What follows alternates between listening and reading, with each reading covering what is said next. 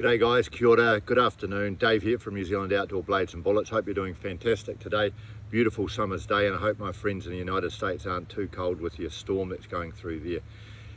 Today I'd like to do something just a tiny bit different and discuss from my perspective, and definitely keen for feedback from you, on how to avoid contact with other hunters when you're going out hunting on public land and looking for signs that the place has been heavily hunted. There's two reasons that I do this. Firstly, the context is I hunt on public land and this is easily accessible to everyone else, but the two reasons are, first of all, safety. I don't want to be in close contact with other hunters with rifles, obviously. I don't want them anywhere near me. And secondly is actually just I don't want to waste my time. So it's important to understand if there are any hunters in the area, but also have there been hunters there in the last few days or even the last week. So how do I do this? Well, first of all, I do my research. I'm looking on Google Maps and topographical maps on public land, looking for places to hunt, and I'll try to find a likely place to hunt, and I've just got to be aware though that everyone else is doing the same thing. So in some cases the likely looking areas to hunt might actually be very heavily hunted. So one thing I also do is I do a bit of Google research, and quite often when people have hunted there before, they write on hunting forums what the hunting's like, and that can give you an indicator. Quite often the easily accessible places are accessed by a lot of people. You've just got to be aware of that. Occasionally though, you come across a little bit of gold dust for a public hunting location.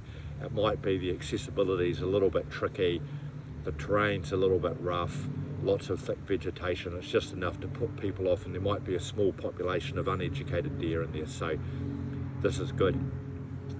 Anyway, so I'm on my way to this hunting location, obviously in my car, and when I get to the drop-off point to access this public land, the first thing I'm looking for is obviously other vehicles, and hunting vehicles in particular are quite obvious because a lot of hunters where I am have four-wheel drive utes, not all of them, but I'm looking for another vehicle there, and if there's a vehicle there, unless I know exactly what I'm doing, quite often I'll turn around and go home because I don't want to go anywhere near that hunter. One thing to bear in mind though is the fact there's no vehicle there is not a guarantee there's not another hunter there, because in some cases I've been surprised in a location where there were no vehicles and no sign of other hunters, and I've actually bumped into hunters, so they might have been dropped off. If there's no vehicle there, I'm also looking at the tracks on the ground. When were the last vehicles there? Was it yesterday, was it this morning, etc. That'll give me an indicator. Now I'm walking into this area either up a river to the public land or on a track. I'm looking at the ground looking for sign of other hunters, and this will be boot prints. Hopefully no fresh sign of a day or so, but if it's a few days old or even a week old, that gives me an indicator on how many hunters have been around, in some cases when the last time the hunters were in the area. Also, when I'm walking off established tracks, any established trails that are not game trails have actually been made by people will be an indicator of the amount of people that are walking through that area. And an easy way to figure this out is just look at the trail and do you see deer tracks in there? If you don't, and you see people tracks or no deer tracks at all, it's quite likely that's been made by people, which indicates that it may be a high use area. Now, another fact I find quite interesting is watching animals, and particularly birds. So we have a lot of hares, the European hares where I am. If you're seeing hares bobbing around on clearings in front of you, quite often you might be the first person or the only person there, because they are a little bit wary, but more so birds. Paradise ducks, our native shell duck, are incredibly wary around people. So if you're out glassing the river flats with your binoculars and you see a pair of them sitting there minding their own business, it's probably because they haven't been disturbed by another hunter. That's a good sign.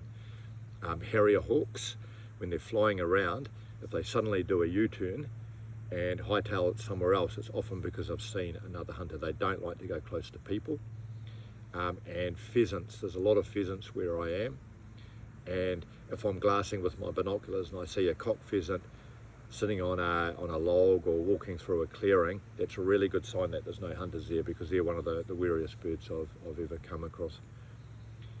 And now when I'm hunting in this likely spot, and this could be an advantage and a disadvantage, if it looks like a good spot for you, everyone else probably thinks it is too. So if you're looking out over a clearing or a river slip or something like that, quite often there might be an impromptu shooting platform someone's made, cutting down a branch of a tree, cleared away some scrub, or there might be a track going to a vantage point. That could be good because you can use that same vantage point. It could be bad because it may indicate that people have been there regularly, and if it's regularly hunted, you'll find that the deer have been well educated, and the ones that are there will be very, very cautious.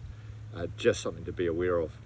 The last one that I look for, aside from the trails, is actually the vegetation. Now, animals, including deer, of course, will strip trees and or leaves and branches of trees to eat them, but they don't typically make specific damage halfway up the branch. So if you're walking up a bank to get to a certain area and there's damage to the vegetation halfway up that bank, it's often because a hunter has actually grabbed it to steady themselves and have damaged that branch. So any branches that have been damaged halfway up, and this is an example of a manuka branch that's damaged halfway.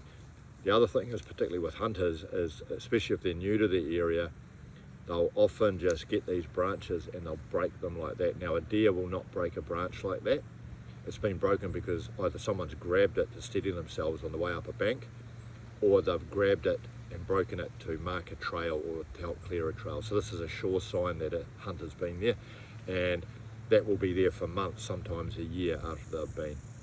So anyway, these are just some factors that I look for. Definitely keen for feedback off you guys if you got this far on what you look for, and hope you have a fantastic day. Cheers.